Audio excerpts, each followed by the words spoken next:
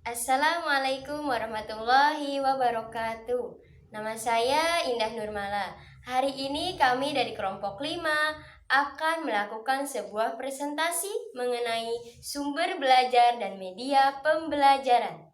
Kami membuat presentasi ini untuk memenuhi tugas mata kuliah belajar dan pembelajaran. Dalam presentasi ini, kami akan membahas tentang apa itu sumber belajar dan media pembelajaran. Adapun anggota kelompok kami adalah Ibu Epah Nadipatus Sa'diyah, Ibu Sukenah, Ibu Yayat Royani, Ibu Ani, Ibu Nurlita Damayanti, dan Ibu Nisrina Nursobah. Perkenalkan, saya Eva Nadifatus Sa'diyah. Assalamualaikum. Halo teman-teman, perkenalkan nama saya Sukena. Hai, nama saya Yayat Royani. Assalamualaikum, nama saya Ani dari kelompok 5. Perkenalkan, nama saya Nurlita Damayanti. Halo, nama saya Nisrina Nursobah.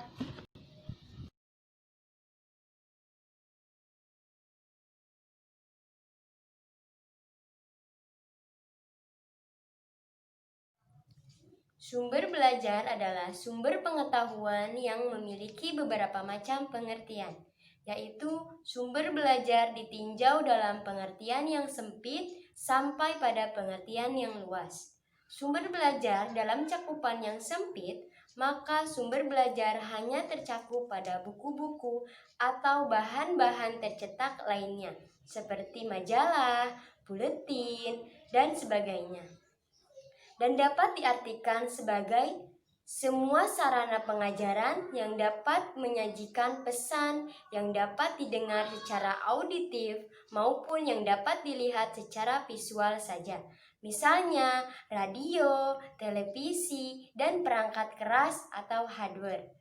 Dan adapun media pendidikan pembelajaran adalah segala sesuatu atau alat yang dapat digunakan untuk menyalurkan pesan dari pengirim ke penerima, yang dapat diindra, yang berfungsi sebagai peralatan atau sarana atau proses komunikasi penyampaian informasi, yang digunakan oleh seorang guru atau fasilitator sebagai alat pendekat untuk membantu para siswa memahami materi yang akan diajarkan dalam kegiatan pembelajaran dan memuluskan tercapainya hasil proses pembelajaran.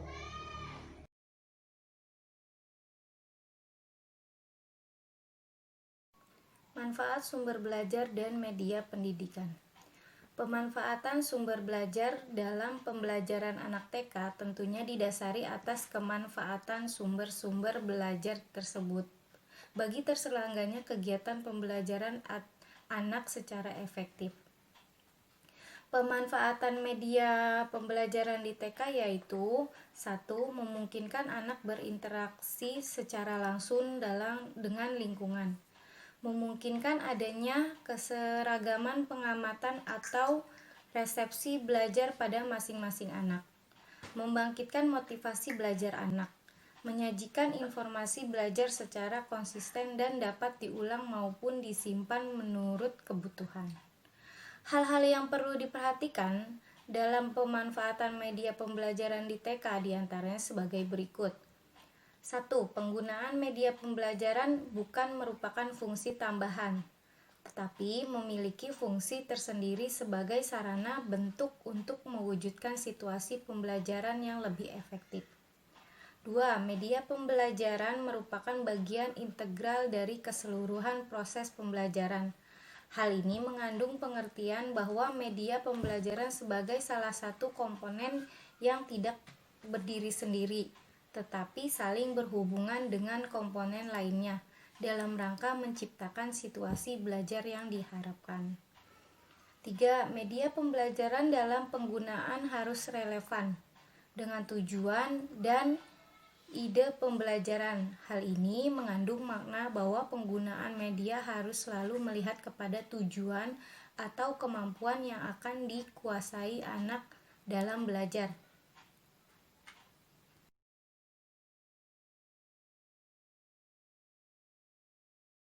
Di sini saya akan menjelaskan hakikat sumber belajar di TK.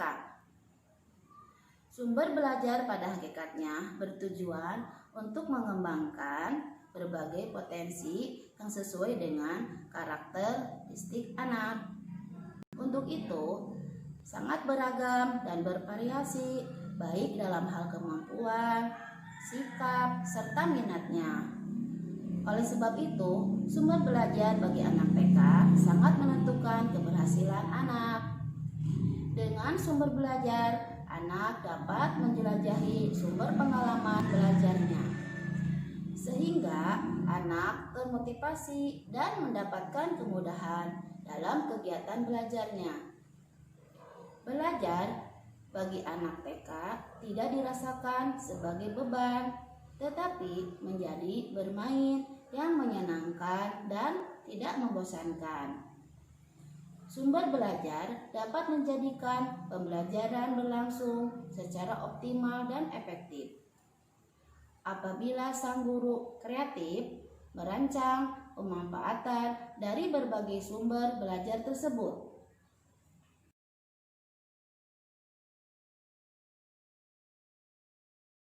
Jenis-jenis sumber belajar dan media pembelajaran yang ada di PAUD.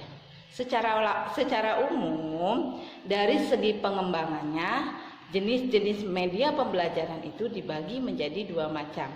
Yang pertama, sumber belajar yang direncanakan atau by design. Maksudnya adalah segala sumber belajar yang sengaja dirancang untuk kepentingan pencapaian pembelajaran. Yang kedua, sumber belajar yang dimanfaatkan atau yang digunakan atau disebut juga by utilization adalah sumber belajar yang tidak dirancang untuk kepentingan tujuan pembelajaran atau tidak dirancang khusus untuk kepentingan pendidikan. Contohnya pasar, toko, dan lain sebagainya. Menurut AECT atau Association for Educational Communication and Technology, sumber belajar dibagi menjadi 6 bagian. Yang pertama pesan, yang kedua orang, ketiga bahan, keempat teknik, kelima peralatan, dan keenam lingkungan. Adapun media pembelajaran dapat dibagikan menjadi 3 kelompok. Yang pertama yaitu media visual. Media visual adalah media yang menyampaikan pesan melalui penglihatan yang hanya dilihat saja, seperti gambar diam, foto, gambar foto, binatang, dan lain sebagainya. Yang kedua seperti media grafis. Apa itu? Media pandang 2 dimensi, ada gambar, ada tulisan, dan lain sebagainya. Yang kedua, media audio. Media audio adalah media yang mengandung pesan dalam bentuk auditif. Maksudnya hanya dapat didengar saja, yang dapat merangsang pikiran, perasaan, perhatian, dan kemauan anak untuk mempelajari atau memahami isi tema, seperti dapat dari kaset, dari radio, suara, dan lain sebagainya. Dan yang ketiga yaitu audiovisual. Media ini bisa disebut juga dengan media pandang dengar. Dengan menggunakan media ini, maka penyajian isi tema kepada anak akan semakin lengkap dan optimal, dan peran guru di sini hanya sebagai fasilitator saja, misalnya televisi atau video pendidikan dan lain sebagainya.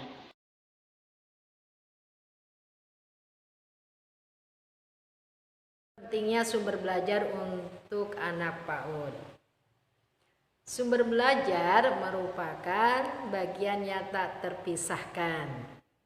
Kegiatan belajar anak sangat membantu dalam aspek perkembangan, baik aspek kognitif, bahasa, sosial, motorik, afeksi, dan moral, dan sebagainya. yang mana merupakan suatu sistem proses pembelajaran, di mana sistem itu adalah sekumpulan komponen, di mana antara satu komponen dengan komponen itu saling berhubungan, saling ketergantungan dalam rangka mencapai tujuan. Contoh, tubuh kita. Tubuh kita terdiri dari kepala, tangan, kaki, dan sebagainya. Tiap komponen memiliki fungsi tersendiri. Sumber belajar sebagai salah satu komponen atau unsur pembelajaran di TK memiliki peranan penting dalam rangka terselenggaranya kegiatan pembelajaran yang menyenangkan dan bermakna bagi anak. Dengan tersedianya sumber belajar memungkinkan tumbuhnya budaya belajar anak secara mandiri sebagai dasar untuk pembiasaan dalam kehidupan di kemudian hari. Ada beberapa pertimbangan mengenal pentingnya sumber belajar dalam pembelajaran anak di TK. 1. Sumber belajar memberi kesempatan untuk mendapatkan pengetahuan dan memperkaya anak dengan menggunakan berbagai pilihan sumber belajar seperti buku, alat, narasumber, dan metode. Yang kedua, sumber belajar dapat meningkatkan kemampuan anak dalam berbahasa. Yang ketiga, sumber belajar dapat membantu mengenalkan anak pada lingkungan dan juga mengajar anak mengenal kekuatan maupun kelemahan dirinya. Yang keempat, sumber belajar dapat menumbuhkan motivasi belajar sehingga perhatian anak meningkat. Yang kelima, sumber belajar memungkinkan anak untuk mencapai tujuan pembelajaran dengan yang lebih baik. Yang keenam, sumber belajar mendukung siswa untuk lebih banyak melakukan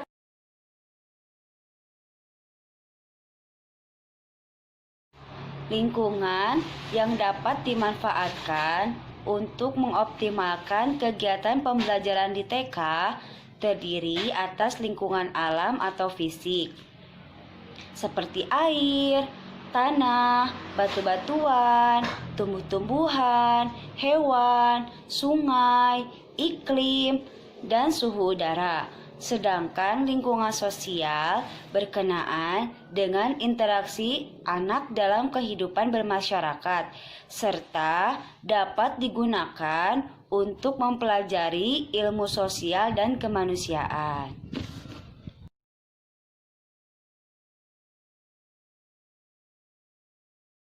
Kegunaan media pendidikan. Kegunaan media pendidikan dalam proses belajar mengajar. Secara umum, media pendidikan mempunyai kegunaan-kegunaan. 1. Memperjelas penyajian pesan tidak terlalu bersifat verbalistis dalam bentuk kata-kata tertulis atau lisan belaka. Contohnya penggunaan multimedia LCD pada tema Aku Hamba Allah dengan menampilkan gambar anggota badan yang akan kita jelaskan sehingga anak itu mampu memahami apa yang kita sampaikan. 2. Mengatasi keterbatasan ruangan, waktu, dan daya indera. Misalnya penggunaan media HP dengan memanfaatkan fitur aplikasi Google dalam penyampaian materi pembelajaran sehingga kapanpun, dimanapun KBM berlangsung. 3. Dengan menggunakan media pendidikan secara tepat dan bervariasi dapat diatasi sikap pasif anak didik. Misalnya penggunaan LCD atau proyektor dalam pembelajaran membuat peserta didik lebih antusias, aktif, dan kondusif sehingga pembelajaran tidak menjenuhkan.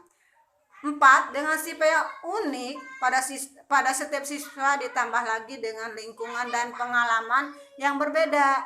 Sedangkan kurikulum dalam materi pendidikan ditentukan sama untuk setiap siswa, maka guru akan banyak mengalami kesulitan bila mana semua itu harus diatasi sendiri. Apalagi bila latar belakang lingkungan guru dengan siswa itu berbeda. Sekian dari saya. Wassalamualaikum warahmatullahi wabarakatuh.